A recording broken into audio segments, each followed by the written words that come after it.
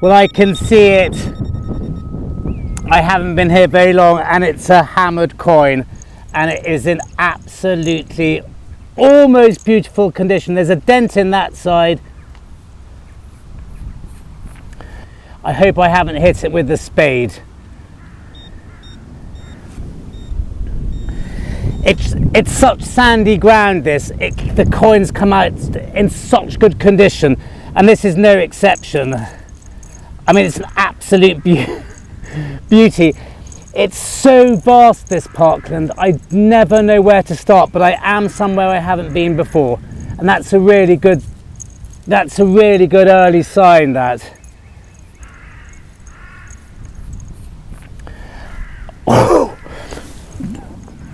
I don't think I've ever found an Edward penny in such good condition. I mean, that's almost mint and pretty much completely unclipped, apart from a tiny little dent there. Wow, what a start.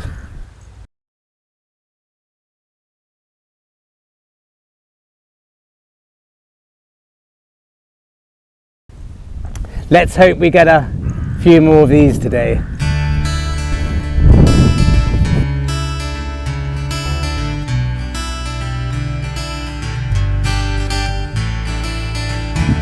Well, it's lovely to be back on this pasture, and it's a lovely day, and I'm finding some really nice things. The wind's still up a bit, but it's nothing like it has been. I haven't plugged my speaker in, hang on. I've been having a lovely time without doing any filming. I know I always tell you, but I'll reiterate it, it's full of ring pulls and bottle tops, this place, but the good stuff is at the same level, as I've realised. So if I'm in the mood, I've got to dig everything. If it's not there in this field, you've got a really good chance of it being something nice. And I can't stop thinking about that silver penny. I've never had one in that condition before. It's a bit jumpy, that. I'm not mad about it. Plus it's on the edge, so it could easily have been, well, it's about there, I think. So it's in ring pull territory. Gosh, I don't know what that is. It doesn't look particularly early. No, it's not. It's got a screw in it, but that looked very strap-endy, didn't it, that section there? Gave a nice sound though, but not very old. Well, I've got two signals here, sounding almost identical. That one's slightly higher. I dug this one because digging this, I noticed a tiny green disc just in there. And before I pulled it out, I thought it might be worth digging that one as well. What have we got? Well, it's not a coin, which I thought it was. Looks to be a lid of something. It's got a stud through it there. Anyone can help with that. But meanwhile,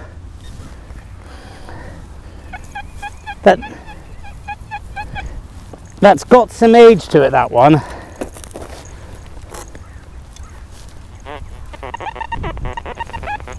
Oh, horrible now. All sorts of iron in that.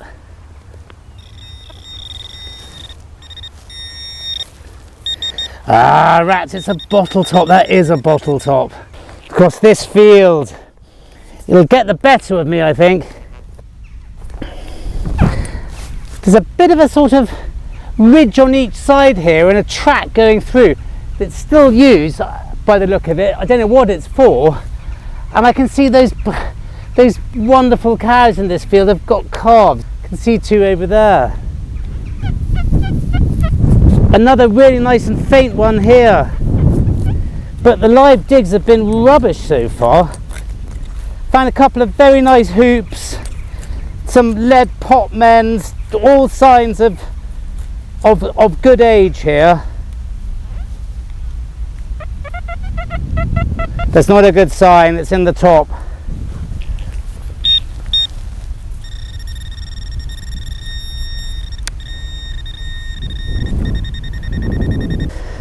Well, it's not a ring pull. Gosh, nothing very exciting. Looks like a fuse of sorts. God. We're trying hard after that silver penny without much success.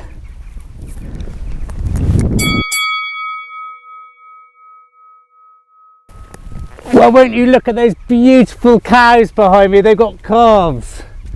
I better be a bit careful. I don't completely trust cattle, but they're so lovely anyway.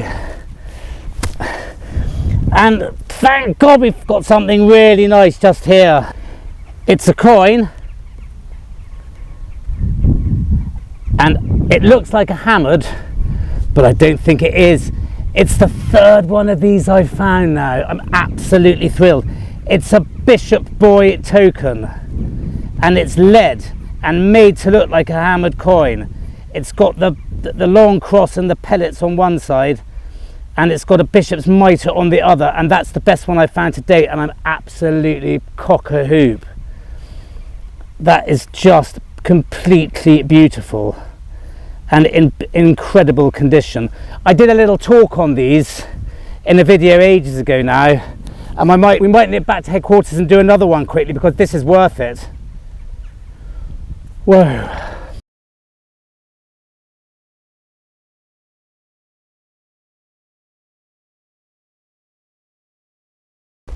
It's the reason that when I picked it up, the first thing I did was just check the weight. It's heavy, heavier than a hammered coin. And that's when I knew what it was. Wow, gosh, lucky me.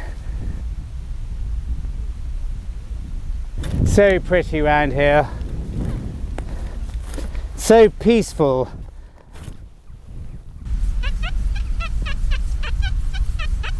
Well, that's quite a nice sound, isn't it? And with the calves out and those lovely cows, it's been really lovely, but obviously can't bring Tasky with those around.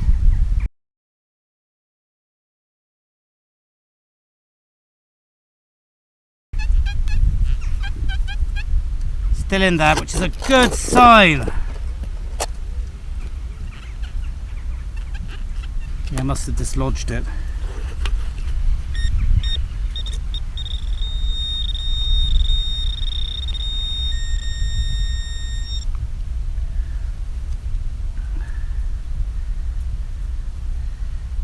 Piece of lead. But I have just found the biggest bit of bronze waste that I think I've ever had. Gosh, it could be a sort of sculpture in itself. It's really sort of, well, I mean, you could put that on a little sort of stand, couldn't you, and sell it as modern art.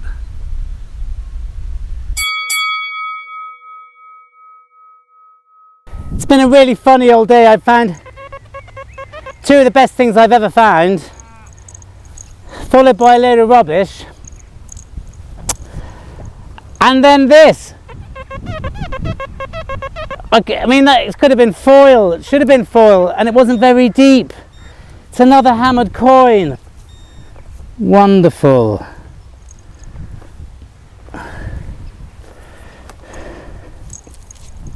Gosh. Now, let's have a look.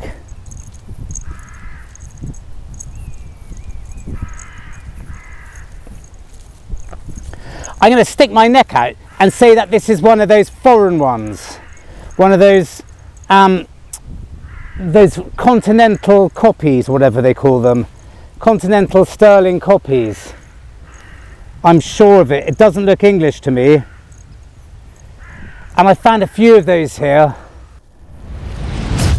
Hi there, welcome to headquarters, where there's a couple of really exciting things I want to have a look at. And although I did do a video on these boy bishop tokens, it was a long time ago, and I think they justify having another look because they really are rather cool. This one is in incredibly good condition. I have found several of these now, and this is in by far the best condition. Basically, they were associated with the cult of St. Nicholas, which every year in the Middle Ages in England and a lot of Europe would choose from the 6th of December, St. Nicholas's Day, to the 28th of December, a boy bishop, one of the choristers, to take on the role effectively of the bishop and do all the things that the bishop would do apart from say mass and other more serious religious ceremonies, obviously. It was a sort of bit like being sort of king for a day. Anyway, these tokens were produced in 3 different sizes. Pennies, these ones, half groats and groats. And they were made to look like the coins they were copying. So they have a long cross on one side, and they have a mitre or a portrait of St. Nicholas on the other. This one is a penny. It's a little bit dirty. I've learnt that if you clean them completely, you lose the definition. It's lead. You lose some of the detail. It's easier to see what's going on with them like this. On one side, it basically says Sanctus Nicholas. And on the other side, it says Ave Rex Gentis, which I think is something like Hail the King or something like that, which is part of a hymn that used to be sung in Bury St Edmunds. They were dished out by the boy bishop, and they could be exchanged for alms, sweetmeats, and I believe in certain circumstances other charitable tradesmen or business owners in the area would also accept them in exchange for stuff. I also read that the better the definition and the better the quality, the earlier they are.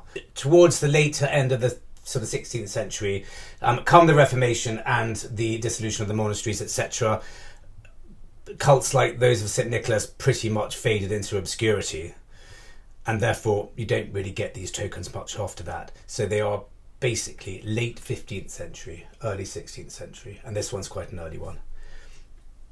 Now, I don't want to spoil it because this hasn't happened in the video yet, but I find one which is a half groat size. I mean, these apparently are rare. You get them. The groat ones are more common.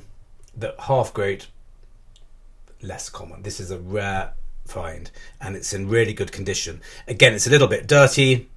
I don't want to clean it anymore, otherwise you're not going to see anything on it, or you won't see nearly as much. So I'm really, really pleased with those two. I mean, those are absolutely fabulous. Absolutely fabulous. And then we have I was right, it is an imitation sterling coin, which are not that common.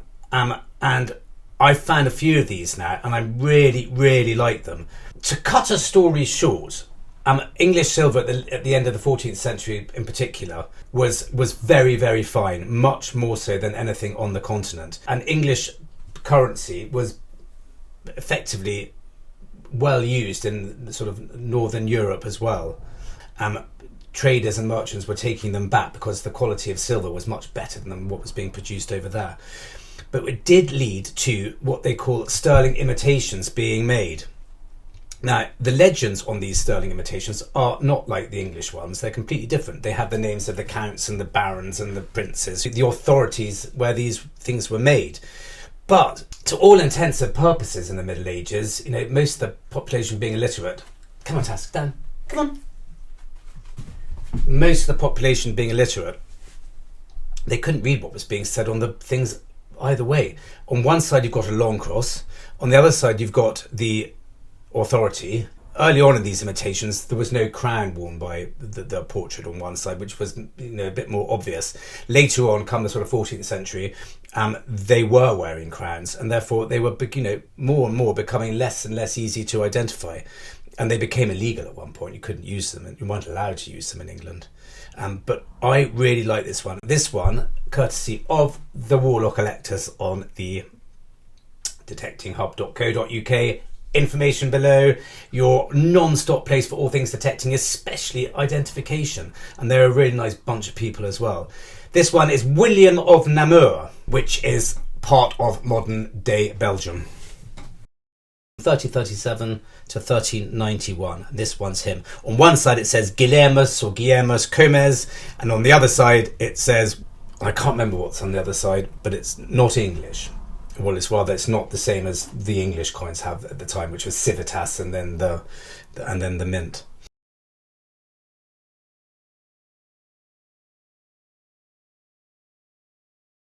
And finally, I can't let you go without having another look at this incredible penny.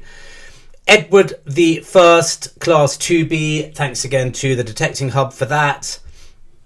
Very plainly, Civitas on one side and London, the Mint, and that is in almost perfect condition. It's not been clipped. It's got a tiny little nick there, but that's the best penny I've ever found, and I'm absolutely thrilled with it. And it dates to about 1280, I think. I can actually tell you exactly.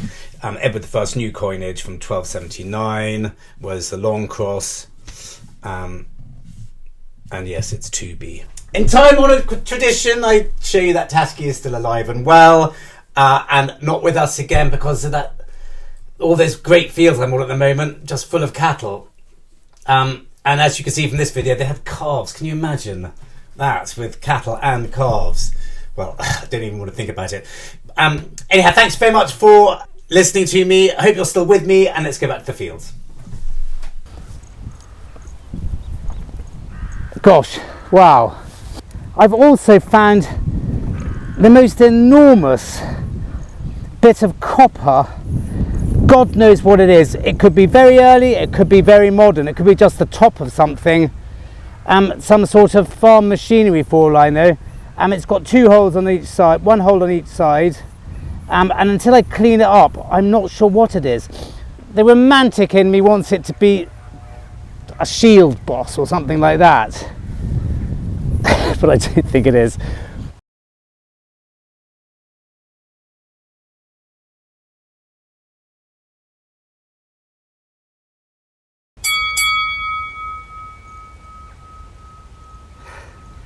I didn't film this because there's a ring pull. Apart from the fact it's not a ring pull. Can't believe it. I think it's another Bishop Boy token.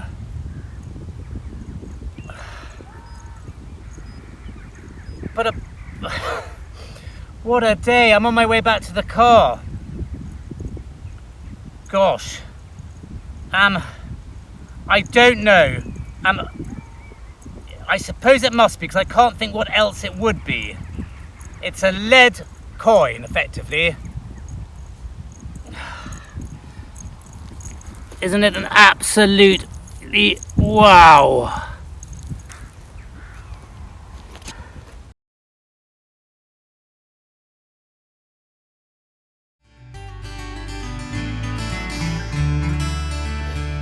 What a day. I mean, what a day.